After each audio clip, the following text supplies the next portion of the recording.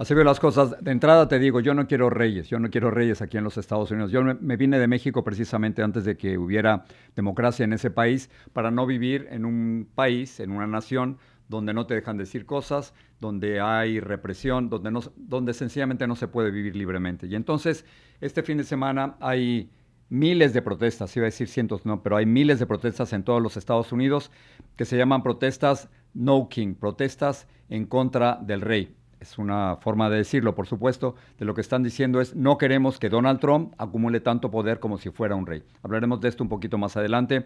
Vamos a hablar brevemente sobre la guerra. Lo único que hay que saber es que el presidente de los Estados Unidos, Donald Trump, ha extendido 10 días más su prohibición de atacar sitios petrolíferos o refinerías dentro de Irán para que haya algún tipo de negociación. Pakistán está siendo utilizado como un intermediario. Estados Unidos envía información a Pakistán, Irán hace lo mismo con Pakistán y se están poniendo de acuerdo. 10 días más en donde no va a haber ataques a refinerías o sitios petrolíferos, pero sí continúan los ataques y por lo tanto vas a estar viendo en todos lados bombardeos de Israel y de los Estados Unidos en Irán y de Irán en los países vecinos. Así que digamos que eso es lo más importante en la guerra. Una contradicción del presidente Donald Trump que dice que va a seguir atacando y luego que no va a seguir atacando, luego que le había dado 5 días a Irán, ahora son 10. En fin, habla tanto el presidente que hasta él mismo se contradice. Lo importante es que hay una bajísima posibilidad de negociación diplomática y eso es lo que está haciendo en estos momentos el gobierno de Pakistán. Pero vamos a comenzar con el lío tremendo que hay en los aeropuertos de los Estados Unidos y toda la pelea sobre quién le va a pagar a estos agentes de TSA, que son los agentes de esta agencia de transporte que nos atienden constantemente cuando vamos a los aeropuertos. Hay cerca de 50,000 agentes en todos los Estados Unidos. 500 de ellos han renunciado porque no pueden seguir 42 días sin que les paguen. No les estaban pagando porque los demócratas y los republicanos no se ponen de acuerdo. No les querían pagar por distintas razones. Y no les querían pagar porque los demócratas quieren cambios en otra cosa, quieren cambios en ICE, no quieren financiar ICE, y entonces estaban bloqueando estos pagos. Y los republicanos tampoco querían pagarles porque antes de aprobarlo querían otra cosa, una propuesta de ley que se llama el SAVE Act, que no tiene nada que ver. Entonces, demócratas tenían que ver con ICE, los republicanos tenían que ver con SAVE Act, y quienes pagaban los platos rotos, todavía siguen pagando los platos rotos, son los agentes de TSA. Muy bien. Las cosas empezaron a cambiar un poquito ayer por la tarde, cuando el presidente de los Estados Unidos, frustrado, porque no hay ningún tipo de movimiento, dijo que él le iba a pagar, que iba a sacar un fondo de emergencia del gobierno federal y que él le iba a pagar a estos 50,000 empleados de TSA, de los aeropuertos. La primera pregunta es, señor Trump, si iba a hacer esto, ¿por qué no lo hizo hace 42 días? Esa es la primera pregunta. Pero el caso es que hubo un poquito de movimiento porque por fin los agentes iban a tener una salida. Así que todo comenzó con este movimiento del presidente Donald Trump. Luego de eso, en el Senado, a muy tarde, estoy casi seguro que ninguno de ustedes lo estuvo viendo, yo tampoco, muy tarde, los senadores se pusieron de acuerdo para autorizar finalmente un presupuesto para los agentes de TSA, es decir, los agentes de los aeropuertos, para los empleados de FEMA, que es esta agencia de emergencias en los Estados Unidos, que por cierto le ha quitado mucho presupuesto e importancia el presidente Donald Trump, y para la Guardia Costera. O sea, el Senado aprobó dinero para TSA, para FEMA y para la Guardia Costera. Y luego empezó la bronca, porque acuérdense, aquí en los Estados Unidos es un sistema en donde ambas cámaras, el Senado y la Cámara de Representantes, tienen que aprobarlo. Pero bueno, el caso es que los senadores tomaron ya el primer paso y se vislumbraba alguna posibilidad de negociación. Chuck Schumer, el senador demócrata, el líder de la minoría en el Senado, dijo lo siguiente. This long overdue agreement funds TSA, the Coast Guard, FEMA, CISA, strengthens security at the border and at ports of entry, and keeps Americans safe. This could have been accomplished weeks ago if Republicans hadn't stood in the way. Democrats held firm in our opposition that Donald Trump's rogue and deadly militia should not get more funding without serious reforms, and we will continue to fight for those reforms. I'm very proud of our Democratic caucus. Throughout it all, Senate Democrats stood united, no wavering, no backing down. We held the line. ¿Por qué no hicieron esto antes? Yo creo que esa es la pregunta. Primero, al presidente Donald Trump, si le iba a dar dinero de emergencia a los agentes, ¿por qué no se los dio hace 42 días? Y a los demócratas también, ¿por qué no hicieron esto antes? ¿Por qué no votaron a favor de darle dinero a la gente de TSA antes? Y a los republicanos también, ¿por qué no hicieron esta votación antes? ¿Qué ganan los demócratas con todo esto? No está muy claro, porque los demócratas querían de alguna forma bloquear o cambiar ICE, no lo lograron. Los republicanos querían el SAFE Act, una legislación que tiene que ver con la forma de votación y restricciones a la forma de votación. Tampoco lo lograron. O sea, nadie logró nada, absolutamente nada. Ni el presidente, ni los demócratas, ni los republicanos. Y quienes fueron afectados son los agentes de TSA. Es un proceso totalmente largo, e incluso si en el Congreso se pusieran de acuerdo, si se pusieran de acuerdo, todavía pasarían días o semanas para que todo llegara a la normalidad. Pero aquí esta es una de estas batallas absurdas, perdidas, que vemos aquí en los Estados Unidos, en donde nuestros políticos nos fallan. Nadie ganó nada, absolutamente nada en todo esto. Y las consecuencias son estas. Te voy a presentar un video, está puesto en cámara rápida para que te des cuenta lo que están sufriendo los pasajeros que quieren salir del aeropuerto de Baltimore. Pero yo digo Baltimore, y pude haber dicho Atlanta, o pude haber dicho Houston, o pude haber dicho La Guardia. Estas son las larguísimas filas que hay que enfrentar en los aeropuertos de los Estados Unidos, y esto a mí me está mareando. Les voy a decir por qué. Porque esta noche tengo que tomar un vuelo, y no sé si yo voy a estar en una de esas filas, y estamos en la casa calculando. Bueno, generalmente llegamos como 2 horas antes si hay que checar maletas. Y entonces ahora estamos calculando llegar 3 horas antes, pero después de ver esto, a lo mejor llego a la casa y decimos, quizás necesitamos 4 horas antes. Y ayer estaba escuchando en NPR a un pobre pasajero que llevaba 5 horas, llegó su vuelo era a las 7 de la mañana en La Guardia, llegó a las 2 de la mañana y perdió el vuelo todavía. Entonces, a pesar de que en el Congreso y en el Senado hay movimientos, a pesar de que el presidente Donald Trump también hizo algo al respecto, las consecuencias para que esto se normalice van a ser a muy, muy largo plazo. Y los pasajeros están frustrados, como estos cuyas entrevistas están aquí. Esto afecta a todo el mundo. Es ridículo. Uno pensaría que tendrían los sistemas implementados cuando este tipo de financiación está aquí. O sea, que lo financien un par de meses mientras lo resuelven de forma legislativa. Esto es una locura. Estos son los trabajos de la gente. Este es el sustento de la gente y ya sabes, tienen que hacerlo mejor. Es una locura hacer ese tipo de política de esta forma. Los políticos parece que se están bloqueando sin darse cuenta las terribles consecuencias para los pasajeros y para la gente que finalmente vota por ellos. Muy bien, hay información importante sobre las sobrevivientes de los casos de abuso sexual del tema de Jeffrey Epstein. Por supuesto, estamos hablando de una red terrible de tráfico humano, de tráfico sexual. Y el Congreso de los Estados Unidos, a lo mejor te acuerdas, aprobó hace ya varias semanas el que se dieran a conocer todos los documentos sobre el caso de Jeffrey Epstein.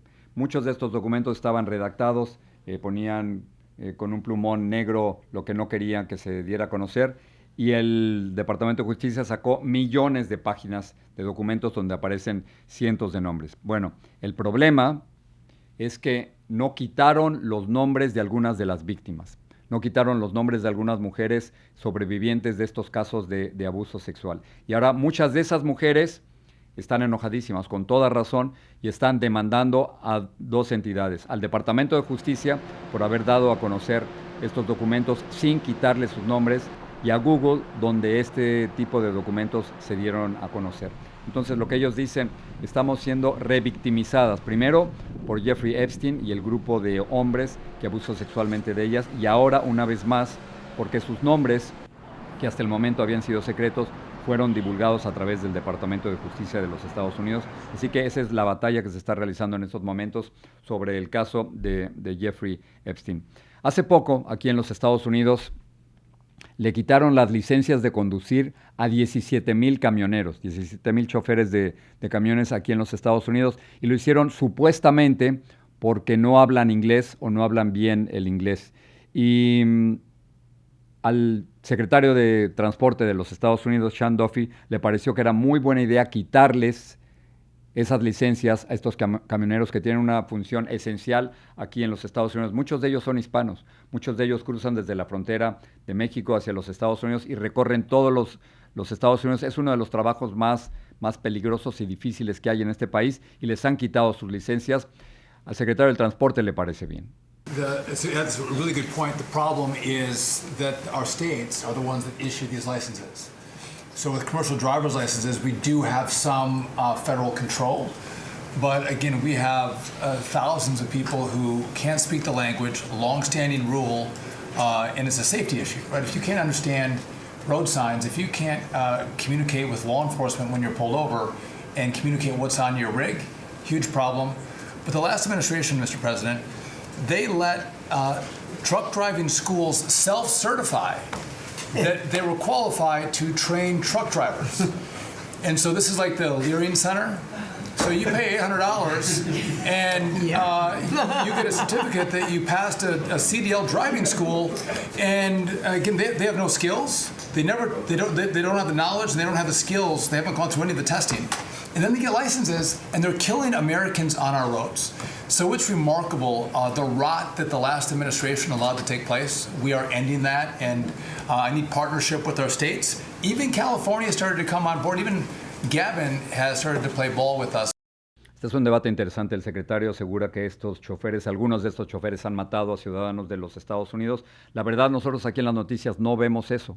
No vemos que lo que está diciendo el secretario del Transporte sea exactamente cierto. Es verdad, hay algunas veces que hay accidentes, pero la mayor parte de estos choferes, de estos camioneros, hacen bien su trabajo y es un trabajo esencial. Eso por una parte. Otro argumento es que si le quitas 17,000 licencias a los camioneros, ¿qué pasa con los turistas que llegan a los Estados Unidos y no hablan bien el inglés? ¿Tampoco se les va a permitir rentar un auto en los aeropuertos? Porque es el mismo argumento. Si le quitas las licencias o el permiso de manejar a los camioneros, se los vamos a quitar a los turistas que llegan a los Estados Unidos y que no pasan una prueba de inglés. Son las contradicciones que vemos en las leyes aquí en los Estados Unidos. Al principio de este programa hablábamos sobre la guerra se está extendiendo. El presidente hablaba de semanas y ya vamos a pasar el mes de la guerra y eso no acaba por resolverse porque los iraníes han encontrado una debilidad por parte de los Estados Unidos. Dos debilidades. La primera, los drones. Estados Unidos jamás se imaginó que tendría que enfrentarse a cientos de drones, no solo en contra de sus instalaciones, sino en todos los vecinos. Y son drones muy baratos, cuestan algunos miles de dólares. El problema es que para que esos drones sean destruidos cuando van volando, necesitan cohetes muchísimo más caros. Estados Unidos no estaba preparado por eso y Estados Unidos tampoco estaba preparado para este movimiento estratégico de los iraníes que han cerrado el estrecho de Hormuz. Y al cerrar el estrecho de Hormuz, no pasan, lo hemos dicho tantas veces, no pasan los buques tanqueros, no pasa el petróleo, sube el precio de la gasolina y está subiendo el precio de la gasolina en todos lados. Tú y yo nos hemos dado cuenta de eso. Ahora bien, la mala noticia para ti y para mí es que todo lo que se mueve va a tener consecuencias. Aquí tenemos cuánto tú y yo vamos a pagar dentro de unos meses más en algunos de los artículos de primera necesidad. Vegetales, vamos a pagar 6% más de lo que estamos pagando ahora. La carne, 8%. Pan y cereales, 10%. Esto es lo que va a aumentar, esto es lo que se llama inflación. Esto no necesitamos que lleguen gente del gobierno de los Estados Unidos a decirnos exactamente cuánto es la inflación, cuando nos damos cuenta que de acuerdo, no me estoy inventando las cifras, son del Departamento de Agricultura de los Estados Unidos. El propio Departamento de Agricultura, es decir, el propio Departamento de Agricultura del presidente Donald Trump está diciendo esta información y Trump sigue insistiendo en que no hay inflación. La inflación está ahí, en la carne, en los vegetales, en el pan, y lo vamos a seguir sufriendo durante los próximos días. El avión de Air Canada que sufrió un terrible accidente cuando chocó en el aeropuerto de La Guardia, había 72 pasajeros, 2 personas murieron, el piloto y el copiloto. Y tenemos imágenes de las ceremonias de repatriación de los cuerpos de estos 2 jóvenes, el piloto y el copiloto de Air Canada. Había 40 heridos. La última información que tengo, si mal no recuerdo, es que 4 personas estaban todavía en los hospitales y así es como los están despidiendo. El avión, la investigación, por supuesto, continúa. Ese es el camión de bomberos, y así es como quedó el avión de Air Canada. Yo me estaba preguntando por qué la punta del avión quedó levantada, hasta que acabo de leer un reportaje muy interesante que decía que, acuérdense, había piloto, copiloto y 2 asistentes de vuelo. Una de las asistentes de vuelo increíblemente salió con su silla, quedó amarrada al cinturón y no le pasó nada. La otra también sobrevivió, pero después del accidente, los pasajeros que estaban dentro de ese avión se fueron a la parte de atrás del avión para poder salir por las salidas de emergencia. No había asistentes de vuelo que les dijera qué hacer, e increíblemente, por el peso de los pasajeros que se fueron a la parte de atrás del avión, la punta del avión se levantó y por eso lo vemos así. No es que hubiera quedado así después del accidente, sino que estaba tocando la pista de aterrizaje, los pasajeros se fueron a la parte de atrás y quedó levantada la punta. Como periodista, tengo toda la empatía y solidaridad con Savannah Guthrie. Savannah Guthrie es una de las principales periodistas que hay en los Estados Unidos. Lleva años trabajando en el Today Show, en la cadena NBC. Hace 6 semanas secuestraron, todos suponemos, a su madre, Nancy, de 84 años de edad. Y no hay manera de regresar a la normalidad después de algo así, particularmente cuando sospechas o tienes la esperanza de que tu madre siga viva todavía. Ayer escuchábamos una entrevista de Savannah Guthrie preguntándose si por su propia fama habían tratado de secuestrar o secuestraron a su madre. Y ahora la vida no puede regresar a la normalidad y la idea es que Savannah Guthrie regresara a trabajar al Today Show dentro de 2 semanas aproximadamente. Y Savannah lo que está diciendo es que, claro, tiene ganas de regresar a trabajar, pero ¿cómo regresa alguien a trabajar en un programa donde la alegría debe prevalecer, donde estás enviando un mensaje positivo y de pronto tú tienes un peso gigantesco al estar pensando en tu madre? Mejor no lo digo yo, lo dice ella. So how about coming back? I know everyone's wondering. So it's hard to imagine doing it because it's such a place of joy and lightness, and I can't come back and try to be something that I'm not. But I can't not come back because it's my family. I think it's part of my purpose right now. I want to smile. And when I do, it will be real. And my joy will be my protest. My joy will be my answer. Wow, qué decisión tan complicada. Claro que quiere regresar, es una gran periodista, hace un trabajo extraordinario. La pregunta es cómo hacerlo y cuándo hacerlo. Esas son precisamente las preguntas que tiene en este momento Savannah Guthrie. Este fin de semana va a haber miles de marchas en todos los Estados Unidos en protesta por la acumulación del poder por parte del presidente de los Estados Unidos. Y se llama eufemísticamente No Kings, es decir, no queremos reyes aquí en los Estados Unidos. Y hay marchas donde tú te metas, te vas a dar cuenta que hay algún tipo de marcha o protesta en contra de la acumulación del poder por parte del presidente de los Estados Unidos. Para hablarnos de todo esto, hemos invitado a Maribel Hernández. Ella es directora nacional de estrategia para la comunidad migrante de ACLU. Maribel, gracias por estar aquí. ¿Qué esperas en estas protestas? ¿Por qué hay que salir a marchar? Sí, Jorge, gracias por tenerme aquí. Bueno, es muy importante manifestarnos, es muy importante alzar la voz, sobre todo en este momento en el cual vemos cómo esta administración está realmente actuando como si fueran un rey, como si fueran autócratas. No quieren rendir cuentas al pueblo. La manifestación lo que dice es que no estamos de acuerdo con sus acciones y que este gobierno aquí en los Estados Unidos es por el pueblo y para el pueblo. ¿Tú crees que estamos ya en una dictadura o camino a una dictadura? ¿Esa es tu preocupación? Bueno, realmente lo que hemos visto durante esta administración, Jorge, es una administración que no le importa lo que el pueblo diga, que realmente solamente están poniendo sus intereses por enfrente de las necesidades de la población. Por ejemplo, en ese momento vemos el costo de vida que está aumentando. Vemos agentes federales armados en las escuelas, en los hospitales, hasta en los aeropuertos ahora. Así que sí vemos una administración que realmente está diciendo, no me importa lo que ustedes digan, yo voy a hacer lo que yo quiera. Pero es importante que la gente sepa que el poder del pueblo es mucho más fuerte que la gente en el poder. Ok, He estado, durante los últimos meses, he estado viajando a los Estados Unidos, he estado en Washington, en Minnesota, en California. Y Maribel, yo siento mucho miedo de los inmigrantes. Hay gente que me tocó entrevistar en Minneapolis, gente que llevaba 2 meses encerrada sencillamente porque no se querían enfrentar con ICE.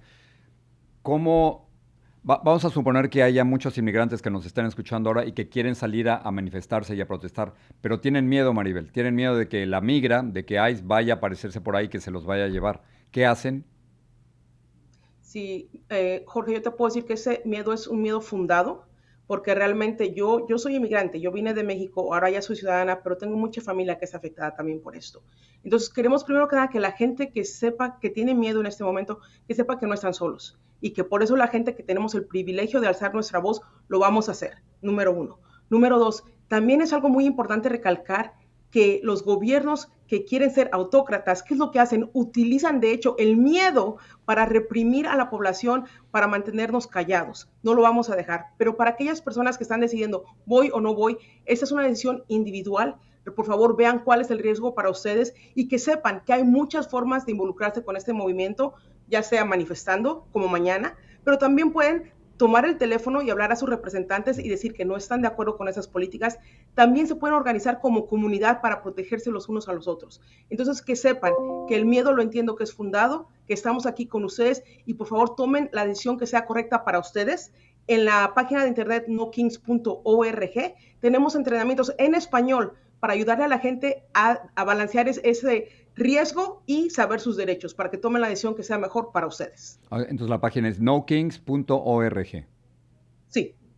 ¿Tú crees que esto le importa al presidente de los Estados Unidos? Él seguramente va a decir que no, pero ¿tiene algún impacto, tiene algún efecto? Estaba viendo las últimas encuestas del posible voto latino respecto a la aprobación o no de la presidencia de Donald Trump. Ya ha caído desde el 40 y tantos % que obtuvo en las pasadas elecciones. ¿Tú crees que menos latinos están apoyando a Trump que antes? Pues lo vemos, como dices tú, en las encuestas. Las encuestas claramente dicen que la aprobación para este presidente es bajísima y sabemos que a este presidente le importa la aprobación, le importa lo que la gente diga de él y por lo tanto es importante salir y alzar la voz, porque lo hemos visto este último año. Cuando nos hemos manifestado, en octubre tuvimos 7 millones de personas, las grandes manifestaciones más grandes de la historia. En junio tuvimos millones de personas también manifestándose y hemos visto que cuando nos manifestamos, esta administración se retrae de algunas de sus políticas crueles. Por ejemplo, hemos visto que primero desplegaron agentes federales por todo el país y esos se están retactando un poco a poco. Y también hemos visto en este momento, por ejemplo, estamos viendo cómo, aunque este gobierno quería más y más dinero para inmigración, más y más dinero para la patrulla fronteriza, los representantes, los congresistas están diciendo no te vamos a dar ese dinero. ¿Y qué es lo que está pasando? Estamos casi cerquísima de un acuerdo en el cual no se les va a dar más dinero para esa crueldad. Así que sí hace efecto, sí tiene un impacto y por lo tanto no hay que quedarnos callados. Maribel, ya que estás aquí, quiero preguntarte, no es el tema, pero creo que nos afecta a todos. Quiero saber cómo reaccionaste ante las acusaciones que se le hicieron de violación y abuso sexual a César Chávez, la muy valiente, increíble reacción de Dolores Huerta, y cómo lidiamos con este tema dentro de la comunidad latina. Jorge, ese no es un tema que nosotros como ACLU llevamos, así que no puedo dar una contestación a eso. Te lo agradezco, perfecto. Maribel, ¿por qué estás haciendo esto? ¿Por qué en las marchas? Bueno, yo te voy a decir que yo soy, como ya lo dije, persona inmigrante. Yo vine de aquí a los 13 años de México. Yo fui indocumentada. Mi familia es afectada por eso, pero realmente todos somos afectados, seamos o no ciudadanos, seamos o no inmigrantes, porque las políticas de este gobierno nos están afectando a todos. ¿Por qué hacemos esto? Porque nos interesa este país. ¿Por qué hacemos esto? Porque amamos a nuestra comunidad. ¿Por qué hacemos esto? Porque las libertades civiles no se defienden solas. Necesitamos nosotros alzar nuestra voz para defender nuestras libertades. Maribel, gracias. Maribel Hernández, directora nacional de estrategia para la comunidad migrante de ACLU. Gracias, Maribel. Gracias, Jorge, que estés bien. Gracias. Y ahora sí tenemos maravillosas noticias aquí en Así Veo las Cosas. Maite Interiano, una de las conductoras de este programa, acaba de dar a luz a su segunda hija y la niña es preciosa, es maravillosa. Déjenme enseñarles la fotografía. Están viendo a Camille, quien lleva apenas unas horas de nacida, con una cara maravillosa, preciosa es esta niña. Y Camille, con su hermana mayor, Nuar, en la siguiente fotografía, es una postal maravillosa de esta familia. Y ahora ahí aparece, por supuesto, Maite Interiano, su esposo Anuar, Camille y Nuar. Maravillosa familia. Yo no sé cómo se ven tan bien después de haber pasado unas horas súper intensas. Así que muchas felicidades, Maite. Te estamos extrañando. Felicidades por esto. Felicidades, Camille, Nuar y Anuar. Increíble familia.